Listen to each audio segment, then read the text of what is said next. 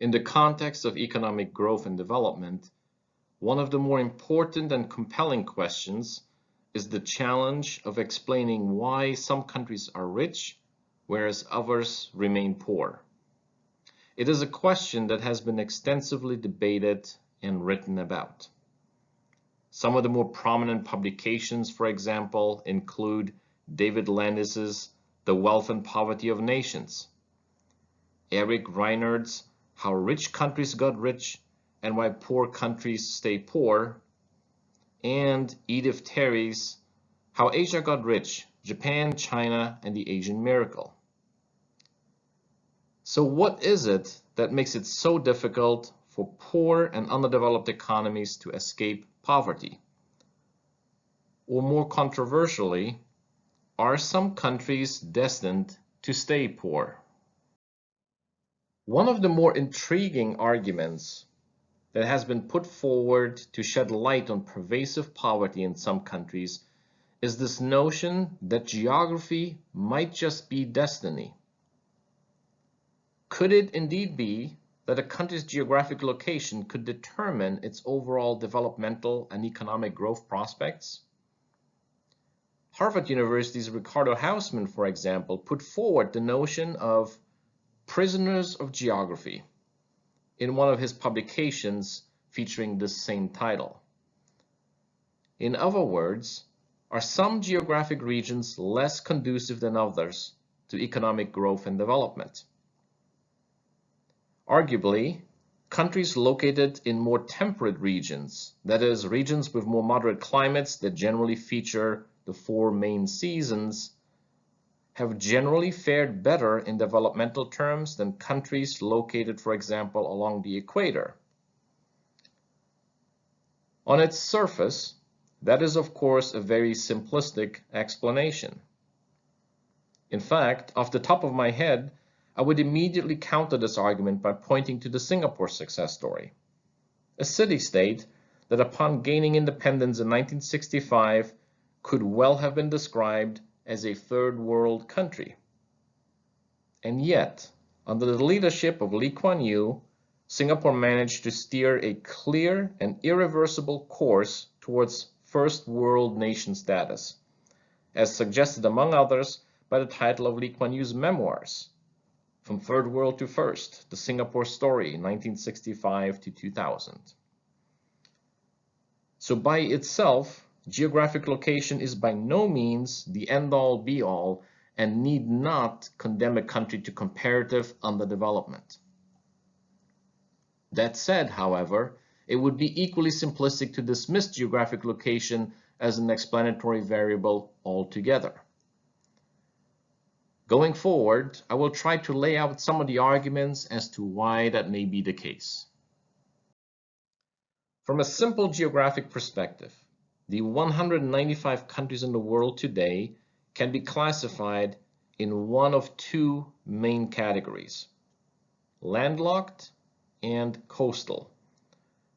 Looking around the world today, only about 44 countries will fall into the landlocked category.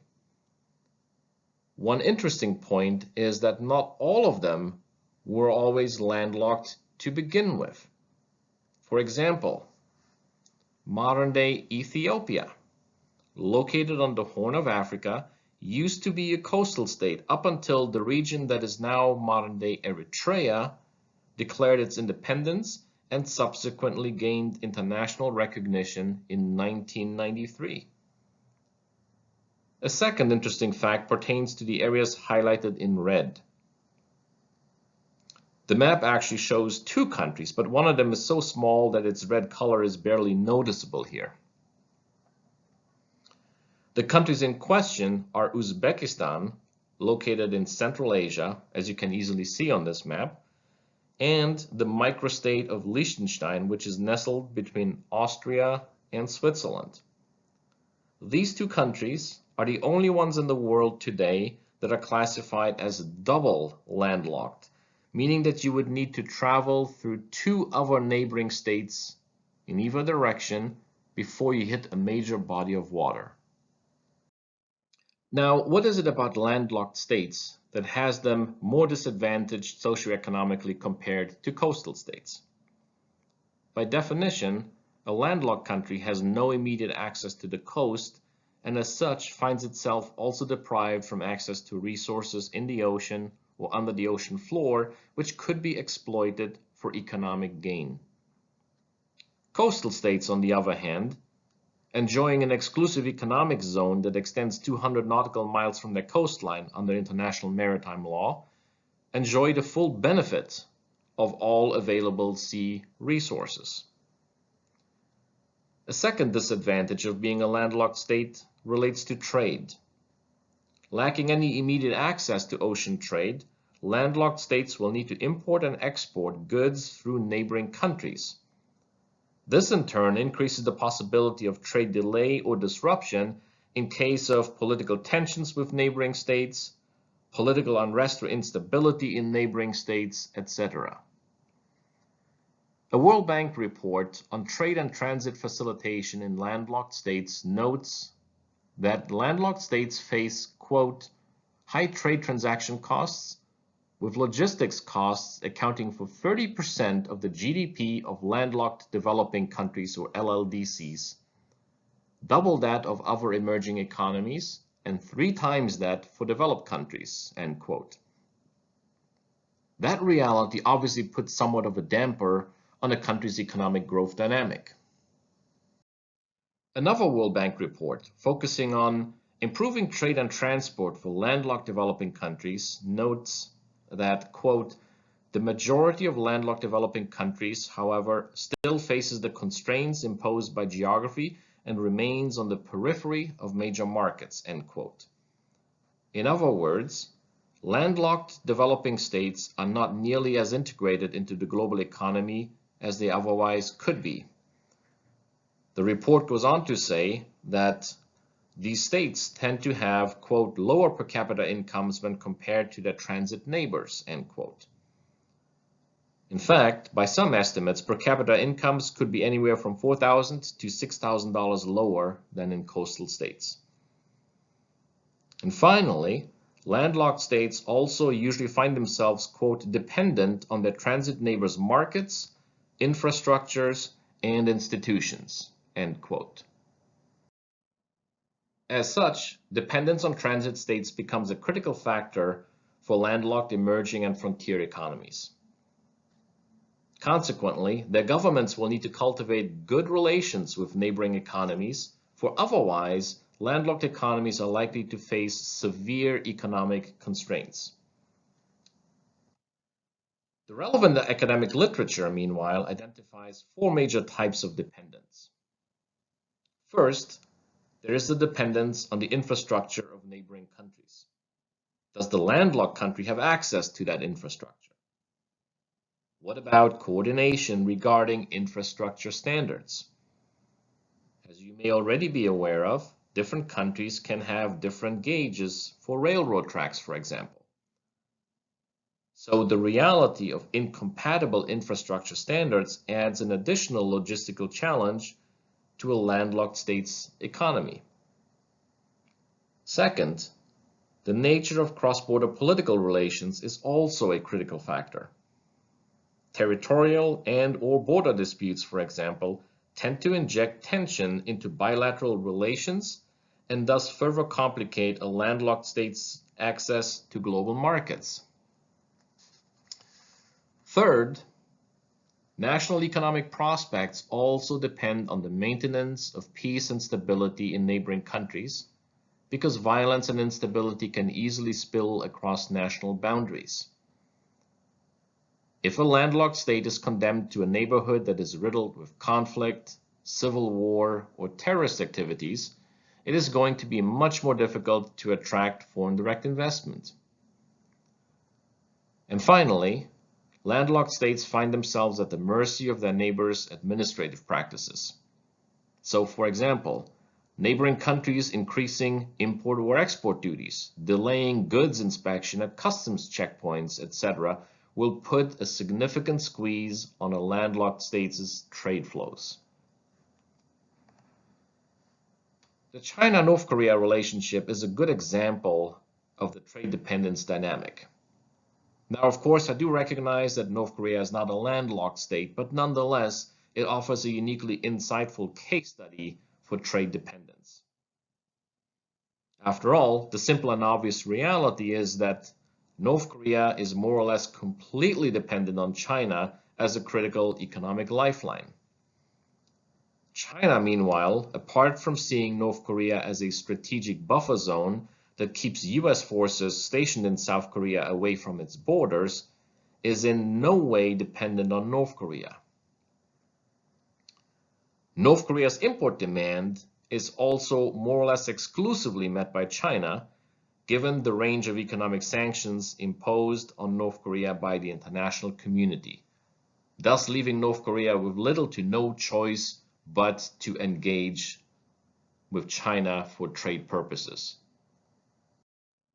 Another relevant theme of economic development in emerging and frontier markets, especially those with abundant natural resources, is the so-called resource curse, or sometimes referred to as the paradox of plenty. The paradox stems from the fact that while a country might be rich in natural resources, it still remains fundamentally poor economically. Now, seemingly contradictory on the surface, it is unfortunately a scenario that has proved all too real for some resource-rich economies over time. And I will try to explain in the next couple of minutes why that is the case. Overall, then, the challenge for resource-rich emerging and frontier markets lies in finding a good balance between capitalizing on natural resource wealth and simultaneously stimulating economic growth for society at large in the long run.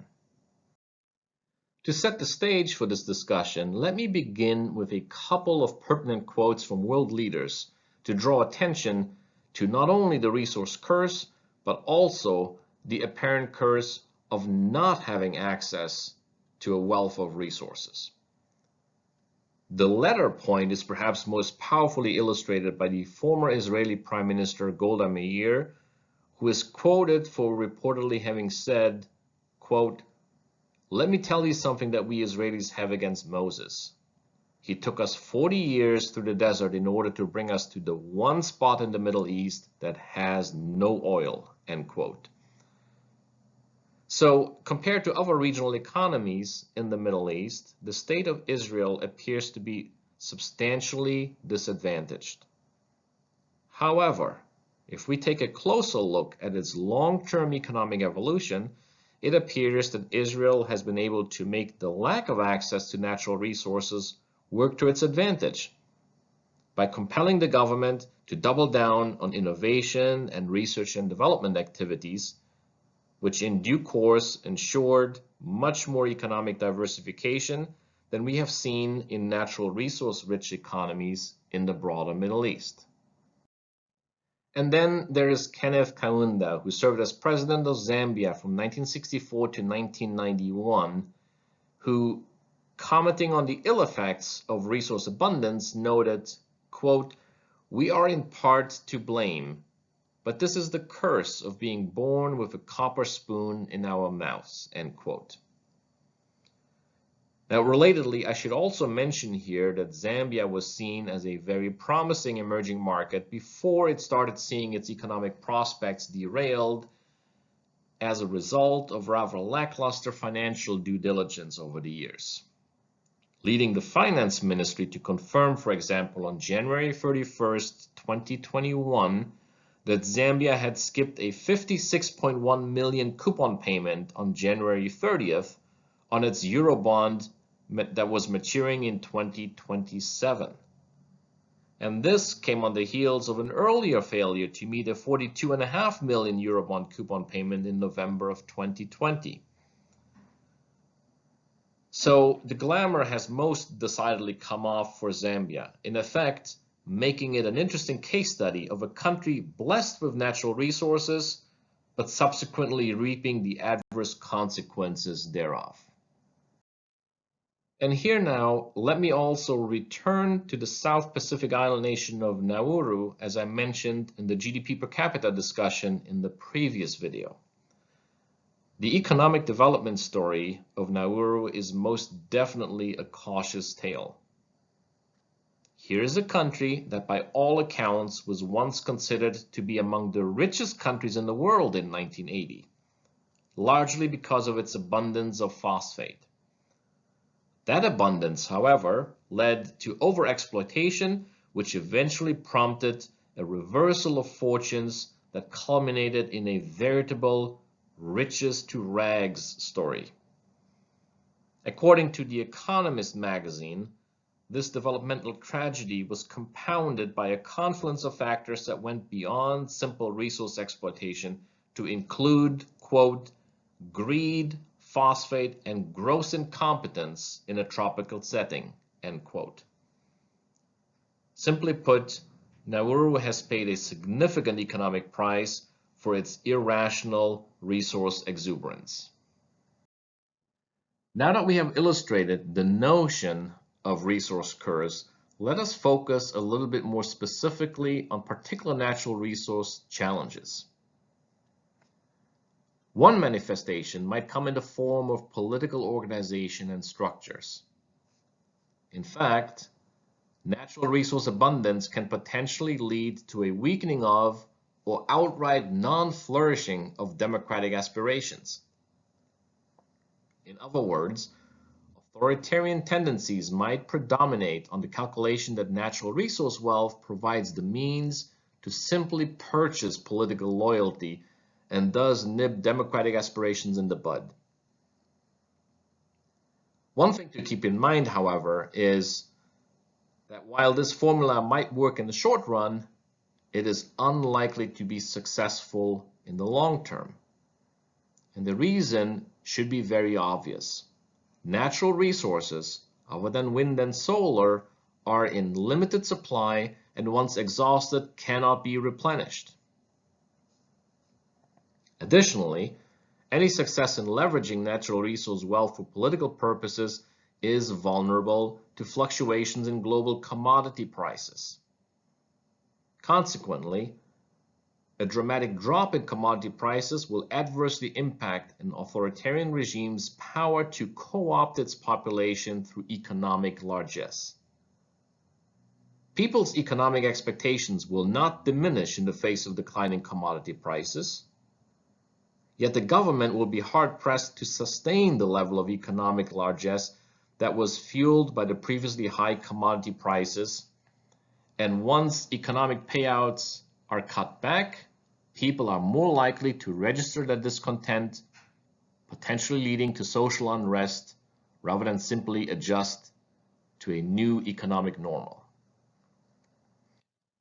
The second challenge is the heightened possibility of internal or interstate conflict. Such a scenario is fueled by a growing global competition for access to natural resources. In his book, Resource Wars, published back in 2001, Michael Clare offered a compelling argument as to why competition over natural resources will be, in his words, the new landscape of global conflict. And incidentally, the resource that is likely to fuel most of those conflicts going forward is not oil, but rather water.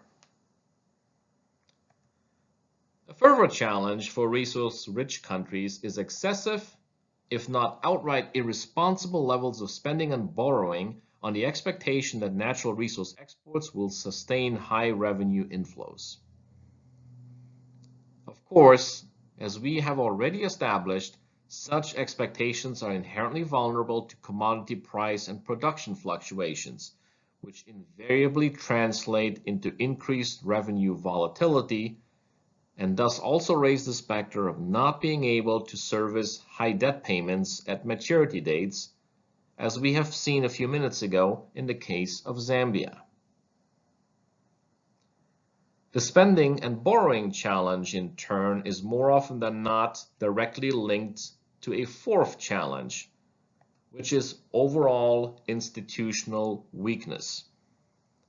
In the resource abundance context, this refers to scenarios where institutions, however weakly developed, are in effect capturing the system and looking to capitalize on rent-seeking activities, which in turn increase the risk of corruption. When we talk about economic rents, we want to differentiate between two types: rent-seeking and rent-seizing. Rent-seeking can be broadly defined as the, quote, use of the resources of a company, an organization, or an individual to obtain economic gain from others without reciprocating any benefits to society through wealth creation, end quote. In other words, you are pursuing your own individual interests by essentially hoarding wealth. And this is a scourge that many emerging and frontier markets are grappling with. In the West African country of Nigeria, for example, this reality is quite pronounced in the Niger Delta, which holds a lot of oil deposits. And yet the proceeds of those oil exports do not trickle back to the region, which over time has contributed to waves of unrest and instability. As a result, multinational oil companies operating in that part of Nigeria have had to contend with attacks on oil platforms, kidnappings of workers, etc.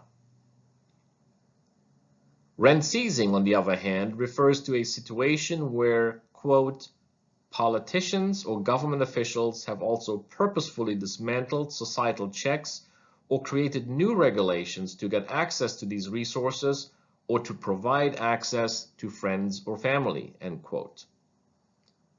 Corruption and nepotism are thus the inevitable byproducts of rent-seizing activities.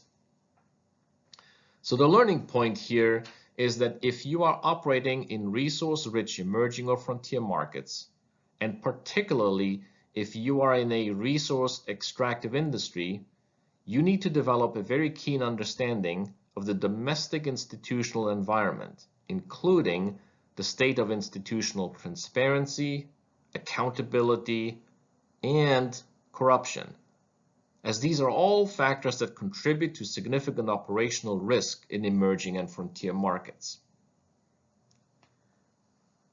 While some countries have been able to effectively curtail rent-seeking and rent-seizing activities, others have not. Consider, for example, Sierra Leone, a country rich in diamond deposits. Instead of efficiently and effectively capitalizing on this inherent resource wealth, the country found itself embroiled in a decade-long civil war from 1991 to 2002, resulting in a devastating human toll. Meanwhile, the southern African country of Botswana, which also has large diamond deposits, and by the way is landlocked, succeeded in avoiding the resource curse. It did so largely by developing stable and effective institutional structures and ensuring comparatively high levels of transparency and accountability. Now, as an added exercise, I invite you to critically reflect on the following assertion, which is drawn from a book by Paul Collier titled "The Bottom Billion: Why the Poorest Countries Are Failing and What Can Be Done About It." An economist at the Blavatnik School of Government at the University of Oxford, Collier, when discussing the natural resource question, noted, quote, obviously, if you have enough natural resources, you can afford to forget about normal economic activity. The whole society can live as rentiers, that is, on unearned income from wealth. That is the situation in Saudi Arabia and Persian Gulf states such as Kuwait, which have enormous oil revenues, end quote. Now, think about this statement for a minute. Do you agree with the underlying premise? Is it advisable for a government to forget about normal economic activity? And while I will not comment on this quote at this time, I will, however, revisit this argument in a subsequent regional discussion on the Middle East. So be sure to keep this comment in the back of your mind. In the context of the resource curse discussion, it is also relevant to briefly touch on a related concept referred to as the Dutch disease. Fueled by an increase in revenue as a result of significant natural resource exports, a resource-rich country will register a near-term growth in income, which in turn can lead to one of two scenarios. If the entirety of the foreign currency inflows is spent on imports, there will not be any direct impact on the money supply or on the demand for domestically produced goods. So this is scenario one. However, if the foreign currency is converted into the local currency and then spent on domestically produced non-tradable goods, i.e. public goods, there's going to be an impact, and the extent of it depends on whether the country's nominal exchange rate, that is, the price of the domestic currency in terms of a foreign currency, say the US dollar, is fixed by the central bank or whether it is flexible. If the exchange rate is fixed, the conversion of the foreign currency increases the country's money supply. Meanwhile, the resulting pressure from domestic demand would also push up domestic prices. This in turn will lead to an appreciation of the real exchange rate, which means that 1 unit of your currency would buy fewer domestic goods or services than it did before. On the other hand, if the exchange rate is flexible, the increase in supply of foreign currency would then strengthen the value of the domestic currency, consequently resulting once again in an appreciation of the real exchange rate. The only difference in this case is the appreciation is based on the rise in the nominal exchange rate rather than a rise in domestic prices. Now, I do realize that this might be a bit too technical, especially if you do not have a finance background. The good news, however, is that you need not worry about it for the purpose of this course. All we are concerned about here is what the appreciation of the real exchange rate means, irrespective of the scenario that led up to it. The obvious consequence of real exchange rate appreciation is a reduction of a country's export competitiveness. On the one hand, a country's traditional export sector begins to shrink. Imports, on the other hand, will register a dramatic increase. And finally, overall economic growth will decline. This is what economists refer to as the spending effect. As a result, you will also see an adjustment in resources which are shifted to the domestic production of commodities that are not tradable internationally in order to still meet domestic demand. Think about construction and services, for example. At the same time, a country would then also shift resources to the booming natural resource sector. The inevitable result of such a transfer of resources is an inevitable decline in production in the country's traditional export sector. This dynamic is referred to as the resource movement effect. One way for resource-rich countries to avoid being sucked into a potentially debilitating downward spiral of natural resource export concentration is to prioritize economic diversification. Simply put, don't put all your eggs in one basket. So that, in effect, should be the new economic playbook for resource-rich countries. Now, I invite you to briefly focus on the chart on your left, which depicts FDI levels, foreign direct investment, into African economies.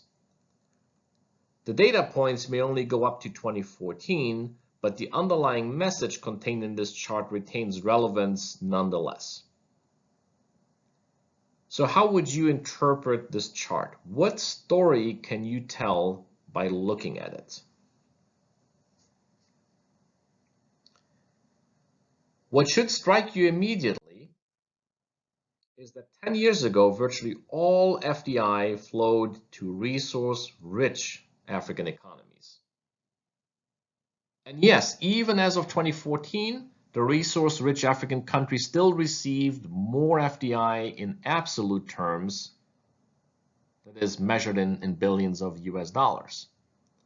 However, when considering FDI as a percentage of GDP, the story begins to look quite differently.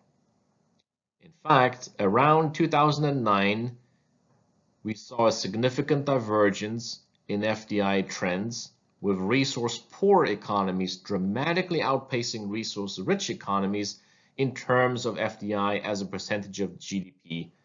And this is actually a very positive and encouraging development. Now, as a way of wrapping up the resource curse portion of this session, let me say that it is widely acknowledged that, quote, rich mineral deposits provide developing countries with opportunities, which in some instances have been used wisely to promote development, and in other instances have been misused and thus hurting development, end quote. In that context, the critical challenge facing emerging and frontier markets that are endowed with natural resource wealth is how to pave the way for resource-rich development while avoiding the pitfalls of resource-rich poverty. In the most tangible and concrete way, this challenge is best met by prioritizing institutional development, transparency, and accountability. To quote from a World Bank study titled Governance and the Law, quote, ultimately, confronting the challenges faced by today's developing countries, poor service delivery, violence, slowing growth, corruption, and the natural resource curse, to name a few, requires rethinking the process by which states and non-state actors interact to design and implement policies, or what this report calls governance, end quote. In other words, good governance, which the study further defines as, quote, the process through which state and non-state actors interact to design and implement policies within a given set of formal and informal rules that shape and are shaped by power, end quote, is a relevant and indeed critically necessary factor in ensuring the developmental progress of emerging and frontier market economies. In week 3, we will build on this premise with a discussion of so-called institutional voids. I will devote the remaining time of this week's session to a general discussion of economic development and specifically sustainable development. And let me start with an obvious observation, which is that poverty has been and continues to be a reality around the world, despite notable successes in reducing its extent. Viewed through a long-term diachronic lens, global poverty levels have been on a downward trajectory because of tangible economic growth and development in emerging markets. China's success in lifting some 800 million people out of poverty since the onset of economic reforms in 1978 is especially noteworthy in this context.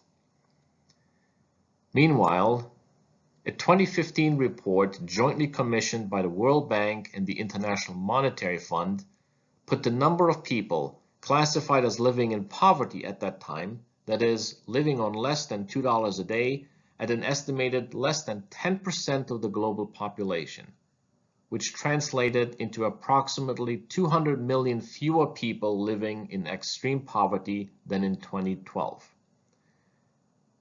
Despite continued room for improvement, especially in larger emerging economies such as Brazil and India, there was no denying the fact that the trend was rather encouraging.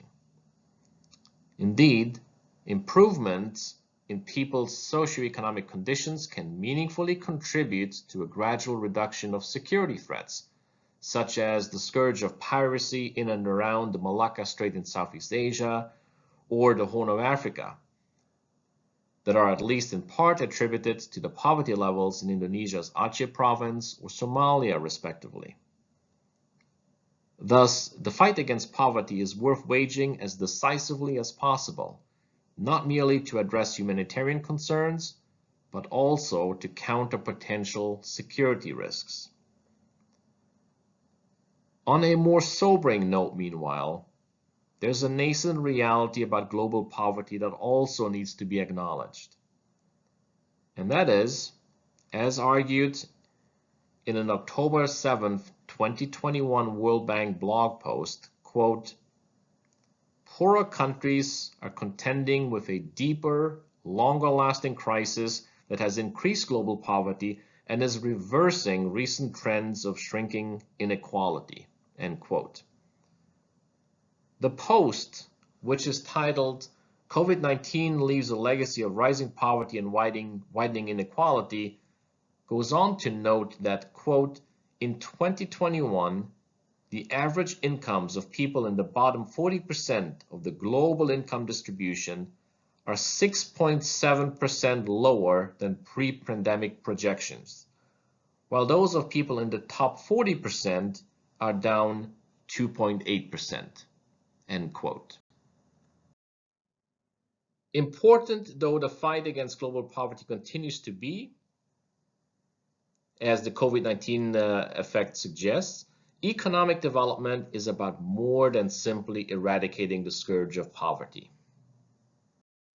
Economists Michael Todaro and Stephen Smith described economic development as a process, or more specifically, a multidimensional process involving changes in social structures, popular attitudes, and national institutions, as well as the acceleration of economic growth, the reduction of inequality, and the eradication of poverty, end quote. The end goal of this process, as Todaro and Smith argue, is essentially threefold. It should lead to a rise in people's living standards. It should raise people's self-esteem, and it should help provide people with a higher degree of freedom to choose. The process and prospects for economic development are inevitably contingent on and shaped by a confluence of factors, both domestic and external. Climate, geographic location, and natural resource abundance would be three variables that are decidedly outside the control of national policymakers. This does not mean, of course, as we already alluded to in an earlier discussion, that such factors are invariably going to be a limiting factor for economic growth and development prospects. Let me return to a previously cited example, the example of Singapore, to reinforce this point.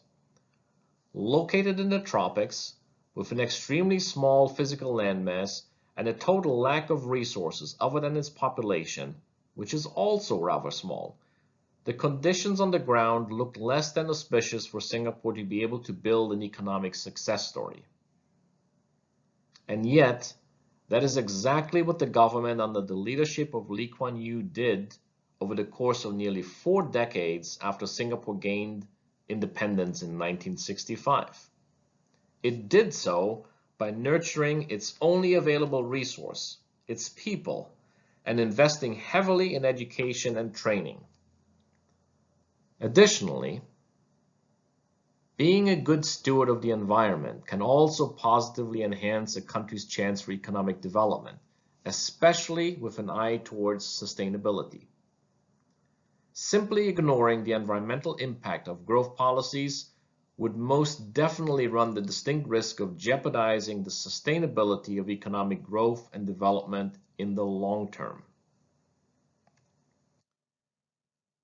Political factors, especially the degree of stability, also tend to shape the nature and directionality of economic development in consequential ways.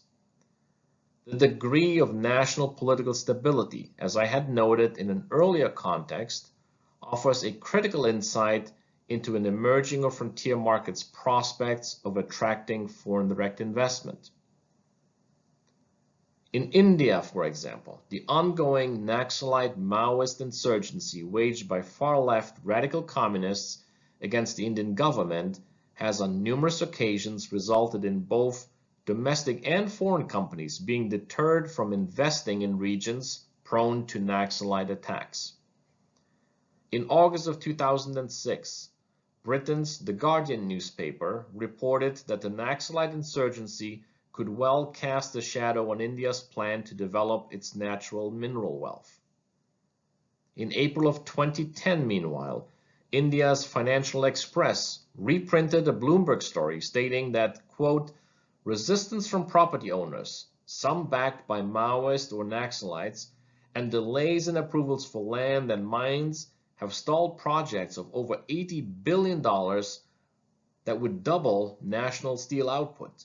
The April 6th attacks are a setback to India's efforts to rid the eastern states of left-wing rebels and open up mineral-rich regions to investment, end quote. And in January of 2013, India's Business Standard newspaper ran a story highlighting the growing panic that was triggered by a Naxalite threat to leaders of the United Action Committee, a group that had been in favor of a proposed mega steel project by Korean steel giant POSCO. Apart from the degree of stability or instability in the country, levels of institutional competence and transparency, coupled with reliability and impartiality of the legal system, as well as the breadth and depth of corruption, also weigh heavily on development and growth prospects. After all, bureaucratic incompetence is bound to cast doubt over the soundness and viability of pro-growth policies. Meanwhile, structural corruption, which continues to be an all-too-common feature in numerous emerging and frontier markets, leads to misallocation of scarce resources. Consequently, addressing the root causes of corruption appears to be a critical first step to ensuring sustainable development prospects.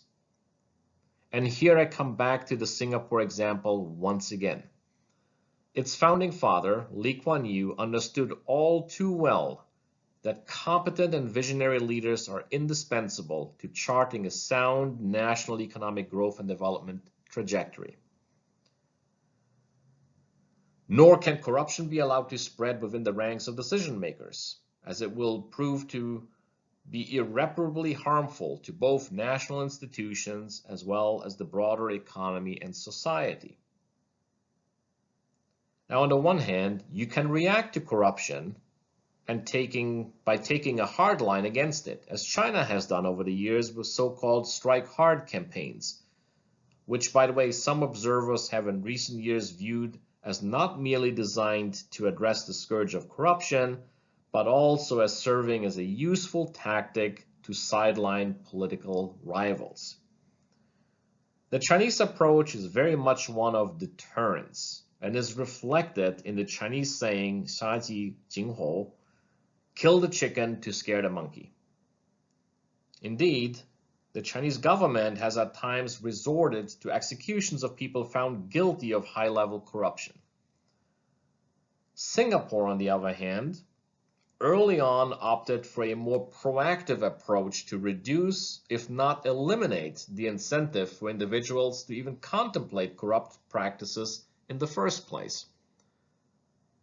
And that meant fixing salaries at a high enough level that any corrupt activity would at best yield only a very marginal level of additional gratification.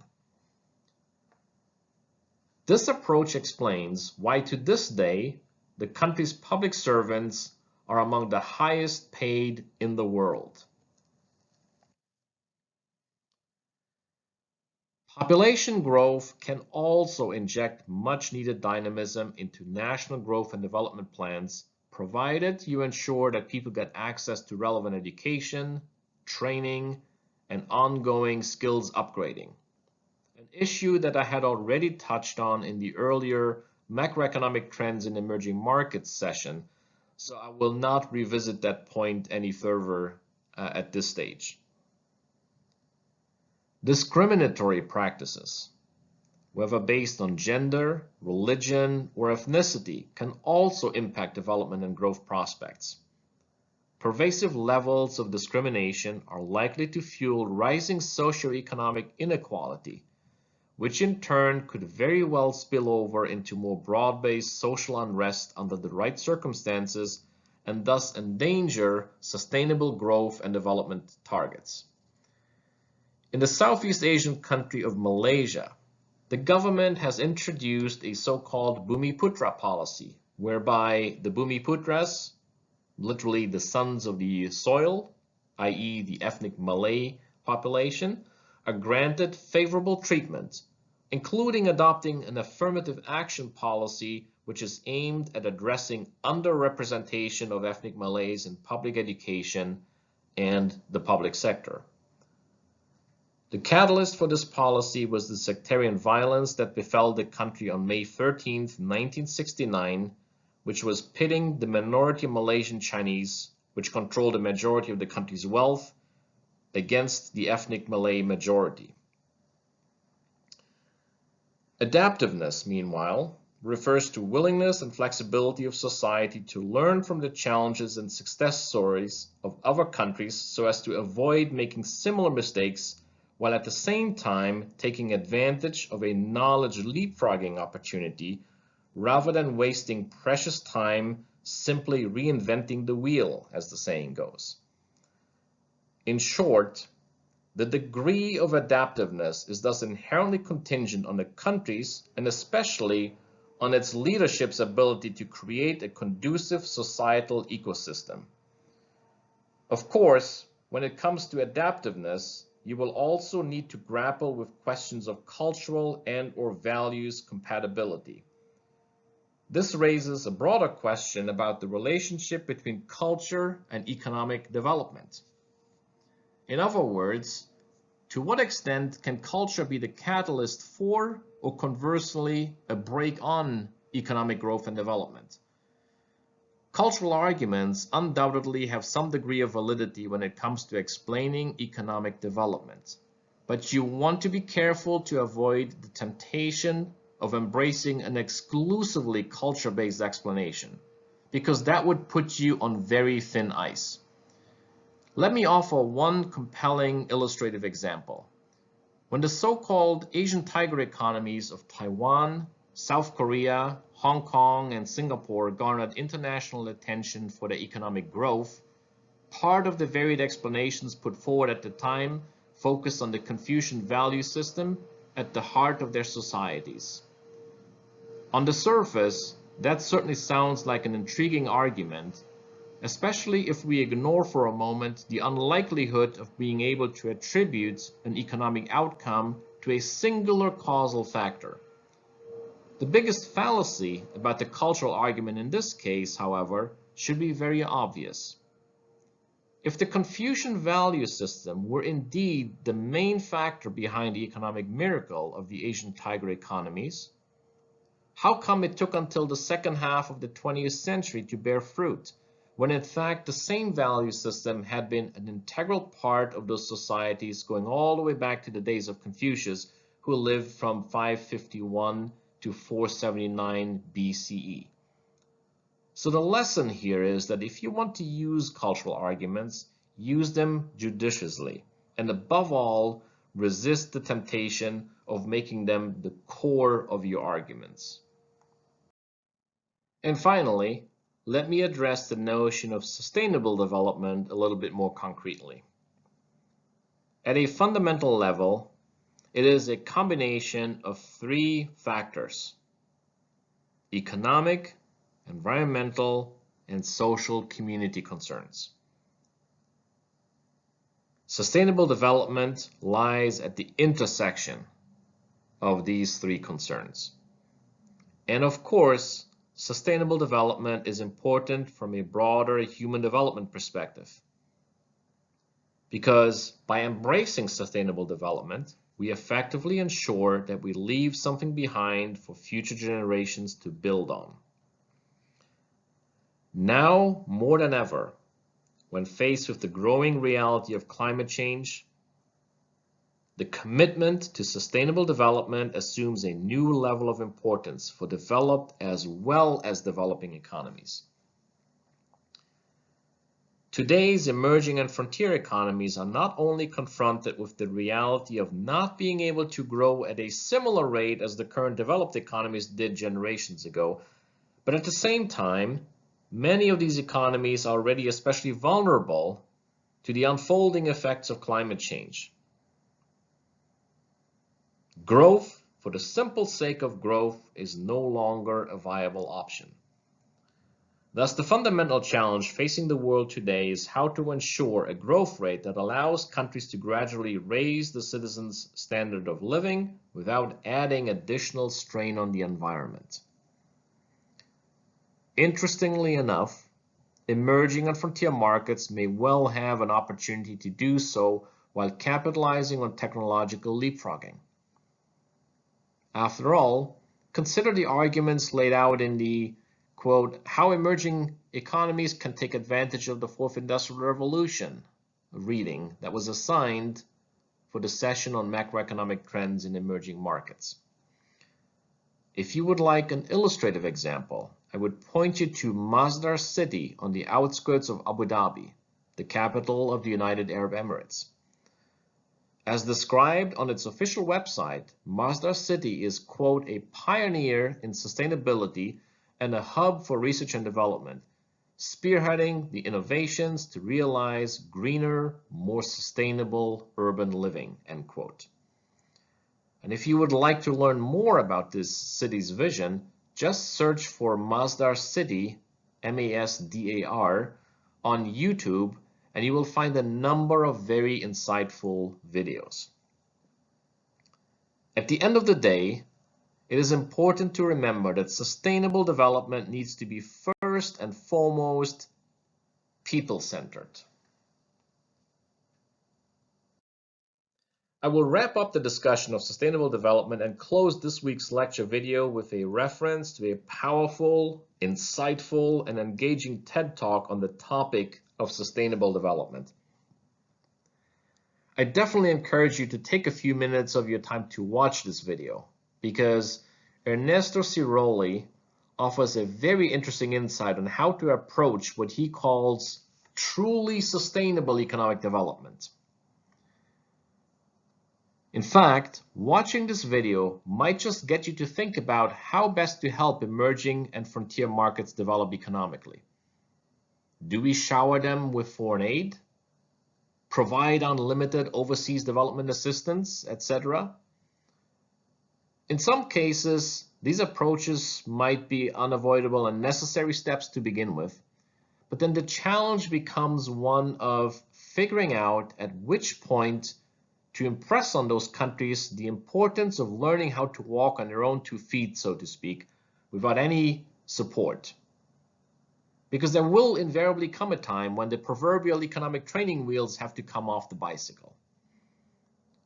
All in all, I think you will find this video to be a nice bookend to this week's lecture topic. We will build on the subject matter of this week's lecture with a rather interesting in-class case study on South Africa, which incorporates a number of themes and topics I covered in the lecture videos for this week. So please be sure to read and reflect on the case and bring your thoughts and reactions to class, and I shall look forward to a lively exchange of ideas and viewpoints. For now, thank you for listening and stay tuned for our Week 3 topic on institutional voids and risk factors in emerging markets.